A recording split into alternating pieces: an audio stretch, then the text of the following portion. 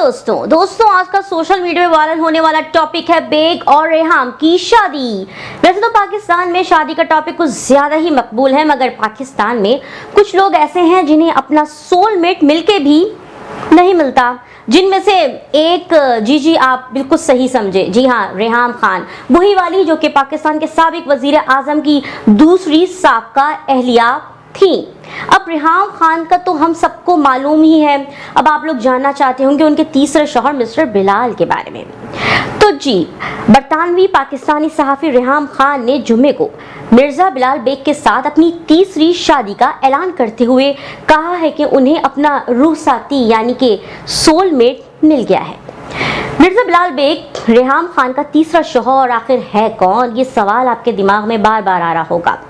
उम्र के मैदान में निस्फ सेंचुरी करने वाली 49 साला मिसेस खान ने इंकशाफ किया है कि बेग और उनके खुद के दरमियान उम्र में 13 साल का फर्क है। तो आखिर ये अजीम शख्स मिस्टर बेग है कौन?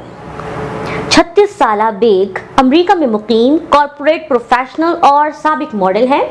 रेहाम की तरह उनकी भी 2 शादियां हुई थीं। उन्होंने IBA कराची से ग्रेजुएशन किया है। बेग का पिछली शादी से एक बच्चा भी है।